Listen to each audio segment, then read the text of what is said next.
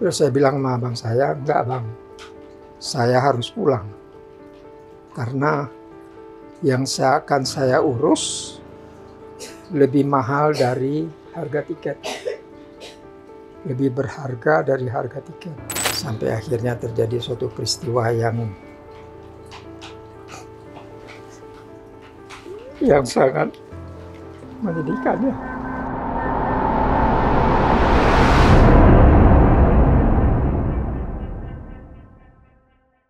Nama saya Rusdi Mahmud AR, putra Aceh, yang kebetulan berdomisili di Bandung.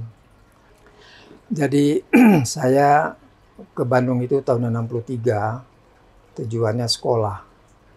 Sekolah ke sana, kemudian aktif juga di kemahasiswaan.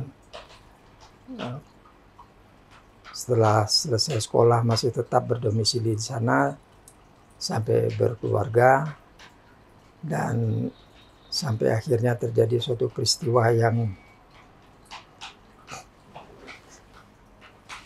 sangat menyedihkan ya.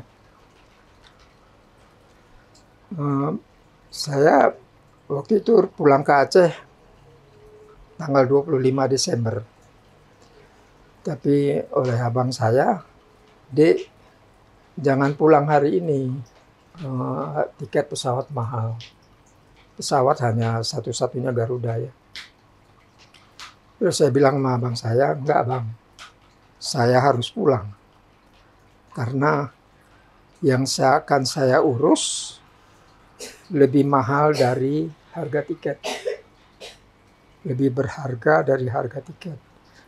Akhirnya saya ambil keputusan pulang. Dan waktu pulang itu pun nggak lancar. Ada saja hambatan dalam perjalanan. Hampir-hampir nggak bisa pulang juga. Berangkat dari rumah dengan perhitungan waktu, saya harusnya tidak terlambat kereta. Tapi sampai di stasiun, keretanya berangkat. Terus akhirnya bagaimana solusi ini? Setelah saya tanya ke sana kemari, saya berurusan dengan kantor kereta api di stasiun, minta dipindahkan ke kereta berikutnya. Tapi Bapak tidak mendapat ASI lagi, tidak apa-apa, yang penting saya harus berangkat. Dan kemudian berhasil saya berangkat kereta pada sore itu, sampai di Jakarta maghrib, hujan lebat. Berangkatnya tanggal 24 kan? 24. Ya. Tanggal 25. Oh, 25 langsung. 24. 24. Berangkatnya ya? tanggal 24. Ya. Tanggal 25 take off Terbang ya. ya. Jadi tanggal 24 berangkat dari Bandung, nginap semalam di rumah abang. Besoknya baru berangkat dengan pesawat Garuda. Saya lupa lagi apakah waktu itu sudah ada Cengkareng apa belum. Bandara Cengkareng masih di Halim ya. Sudah ada. Sudah ada. Sudah ya? ada 2004 kan? Garuda. Sudah Tapi ada. waktu itu belum Iya. belum ada pesawat swasta ya. Belum. Saya berangkat sampai di rumah di Banda Aceh, di Kampung Sukadamai dengan selamat. Udah tanggal 25 kita lewat begitu saja. Besok paginya sedang sarapan pagi, tahu-tahu terjadi goncangan. Saya bilang sama adik saya. Bapak di mana waktu itu, Pak? Di Kampung Sukadamai. Oh, Kampung Sukadamai, Simpang Surabaya ya? Simpang Surabaya. Bapak mamanya tinggalnya di sana. Waktu itu masih ada Bapak Mama ya? Udah ada, udah meninggal. Jadi waktu 2004 itu masih ada Bapak Mama? Udah ada. Oh, udah nggak ada. ada. Ya. Jadi adik saya tinggal di Sukadamai itu sama adik saya, Azhar namanya, Azhar MAR. Begitu terjadi gempa, saya bilang, "Dek, ini gempa ini, keluar kita." Kita keluar, sampai di halaman itu makin kencang, makin kuat, nggak bisa berdiri. Kalau berdiri jatuh, harus pegangan. Nah, setelah gempa reda, orang berteriak, "Air naik, air naik, air naik." Itu berapa lama jedanya itu, Pak? Dari gempa terus air naik itu? 10 menitan. Oh, 10 menit ya? Jadi waktu orang-orang berteriak, orang naik, air naik, saya lari ke keluar rumah, keluar pekarangan. Karena di Sukadame itu ada sungai kecil. Ya. Ada sungai kecil, saya lari naik lihat airnya udah tinggi karena ada tanggul, jadi nggak banjir ke kampung Sukadame itu. Airnya hitam berasap. Saya bilang sama adik saya, air laut naik, apa ini? Belum tahu tsunami. Istilah tsunami belum pernah kita dengar. Iya. Nah, ya itu akhirnya udah pada lari, orang lari semuanya, dan di beberapa daerah sudah ada rembesan air tsunami. Akhirnya kita ngungsi. Enggak, belum ke Lamu. Kita keluar ngungsi ke Belang Bintang mencari dataran tinggi. Ya. Begitu keluar Semua keluarga lari ke ya, sana. sama adik saya itu di jalan udah orang sudah ada yang lari ke sana cepat, rasanya kiamat kecil. Iya. Orang udah panik, ada yang lari ke sana, ada lari ke sini, udah nggak tahu arah kemana. Jadi ya sudahlah, kita mengungsi. Sampai di Belang Bintang, kita diam di sana, dapat berita bahwa air sudah surut. Air sudah surut, kita kembali ke Sukadame. Sampai di Sukadame, apa rencana kita sekarang? Kita pergi lihat ke kota lah. Nah, pergi lihat ke kota. Kita mau ke Lampaseh untuk melihat keluarga istrinya, keluarga istri adik saya.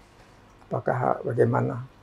Begitu sampai ke depan Masjid Raya udah nggak bisa lewat, kita melalui pantai Simpang 5 nggak bisa masuk, ke Penayung nggak bisa masuk, kemana-mana nggak bisa. Saya bilang sama adik saya, wah ini Banda Aceh udah hancur. Saya bilang kan, udah gitu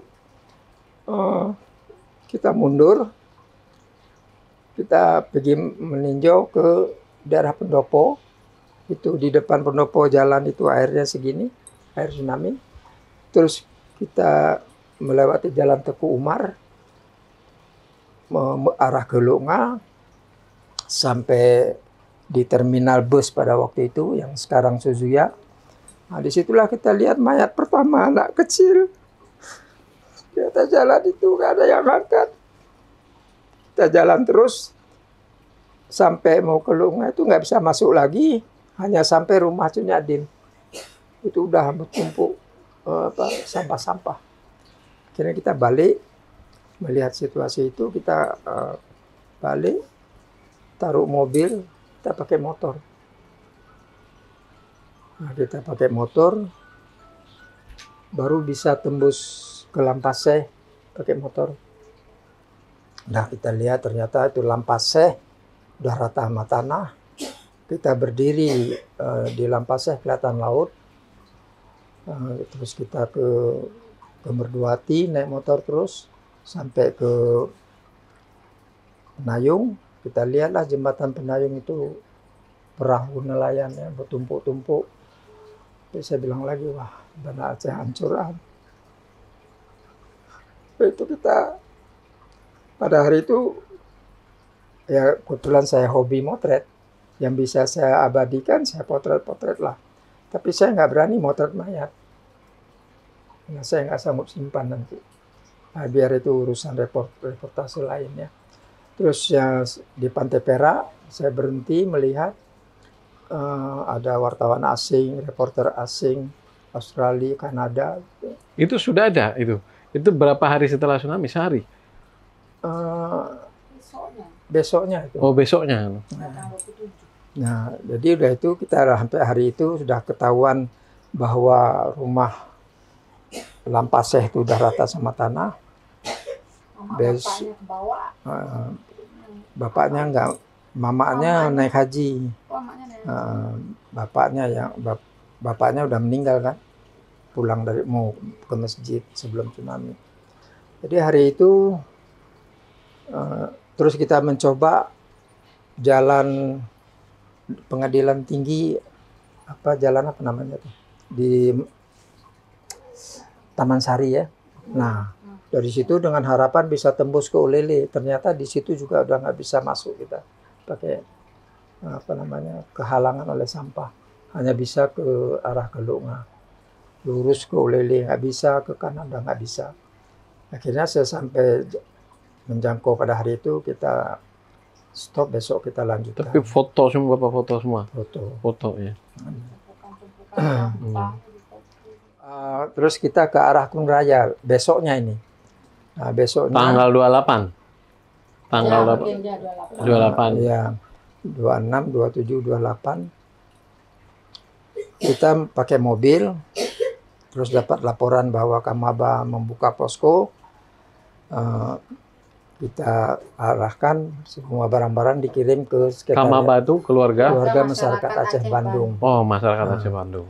Jadi semua barang-barang itu ada yang dikirim langsung ke Pemda, ada yang dikirim langsung ke posko di sini. Rumah Yang Pak Azwar. Pak Johar. Ya. rumah keluarga Pak Azwar Abu Bakar. Kita pusatnya ke sana di rumah itu, Jalan Sudirman. Ya. Karena beliau alumni Bandung. ITB kan? ITB. Belajarnya di asrama. Ya. Buka posko di sana, kita bergabung ke sana. Ya, mulai tanggal 26 peristiwa, 27 udah mulai kita ke sana, koordinasi dengan pimpinan komunitas di situ, apa yang bisa kita bantu. Jadi mulai tanggal 27, 28 sampai seminggu lah ya. Seminggu kita ambil barang-barang, beras, air mineral, obat-obatan segala macam. Saya berdua sama adik saya mulai keliling. Membagikan itu ke yang perlu-perlu posko-posko mengungsi kan? distribusi.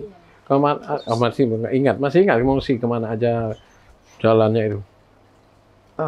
Yang ada pengungsi yang kita datangin itu ke TVRI. TVRI. Ya, kita ke situ. Apa yang bisa kita drop barang. Terus ke Gunung Raya. Nah, ke Gunung Raya itu kita bawa pundi-pundi tabungan anak-anak Malaysia untuk anak-anak Aceh korban tsunami. Nah, itu kita uang receh itu ringgit kita berikan pada anak-anak di kampung di Gunung Raya. Itu kita kasih ke sana.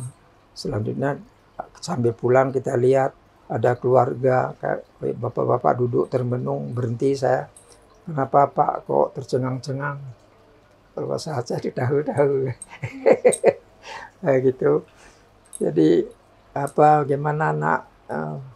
Bapak udah nggak punya apa-apa. Bapak perlu apa sekarang? Perlu beras, ambil beras kasih, ambil galon air putih, air mineral kasih. Sementara ada kuih-kuih juga kita kasih. Nah, terima kasih banyak. Ya, selanjutnya kita nggak tahu ya keadaannya. Terus saya keliling sampai berapa hari itu ke kampung-kampung mendistribusikan sambil memfoto, Ya, sambil mendokumentasi. Tapi waktu penyerahan itu nggak ada fotonya, kita nggak buat karena adik saya nggak bisa Motret. kita cuma berdua. Nah, jadi memang luar biasa ya yang saya alami pada waktu itu. Kita melihat yang sedih itu orang minta tolong, kita nggak bisa tolong, nggak punya fasilitas. Mereka merayap di tumpukan sampah-sampah di Sungai Aceh, minta tolong.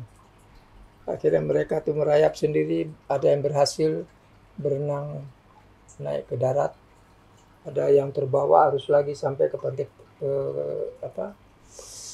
ke Kota Alam, dibawa ke sana. Tapi selamat ya karena ditumpukan. Ada yang selamat, Ada yang sudah tidak berbusana karena hancur ini kena air tsunami itu. Jadi hikmah dari tsunami ini adalah perdamaian terwujud. Yang mudah-mudahan kesan saya dan pesan saya ini ya masyarakat Aceh memetik pelajaran. Ini sunatullah, meningkatkan keimanan dan ketakwaan kepada Allah Subhanahu wa taala. Nah, setelah saya selesai sebulan di sini, saya kembali ke Bandung. Di sana ada yayasan kita. Yayasan Kamaba. Keluarga mahasiswa Bandung. Jadi punya yayasannya punya Kamaba. kabar. Ada amanat dari gubernur, jangan sampai anak Aceh drop out tidak kuliah. Karena Gubernur sini apa internasional. gubernur sana? Gubernur Gubernur sana. Bandung. Bandung. Jawa Oh, Barat. Jawa Barat ya. Nah, jadi ada orang-orang Aceh yang sebagai dosen itu melobi rektor-rektor perguruan tinggi untuk tidak Benar banget. mendeu-kan mahasiswa Aceh yang Ya. korban tsunami. Ya. Kami akan hadapi. Nah, kemudian kami membuat kriteria, ada golongan A, B, C. Mahasiswa yang memang perlu bantuan tidak mampu, mahasiswa yang bukan mahasiswa yang putus kirimannya karena Orang tuanya bank perbankan nggak jalan, dan yang ketiga ini yang C ini kelompok darurat sementara. Ya alhamdulillah pada waktu itu saya mendapatkan uang 63 juta dari Bio Farma, 30 juta dari sisa anggaran bantuan tsunami dari Pemda Jawa Barat. Nah, uang-uang itu kita distribusikan kepada mereka Untuk melanjutkan hidup. Satu bulan minimal mereka tidak lapar. Ya. Karena soal kewajiban SPP mahasiswa di kampus itu bisa ditunda. Bisa bayar, gratis ya, Pak? Gratis ya. Yang kena orang tuanya kena tsunami gratis. Digratiskan. Jadi minimal mereka itu tidak lapar. Yang kedokteran. Jadi yang kita kasih dari yayasannya ada yang 300.000, ada yang 200.000, ada kita kasih. Jadi itu yang pulang saya dari sini itu yang kita galakkan.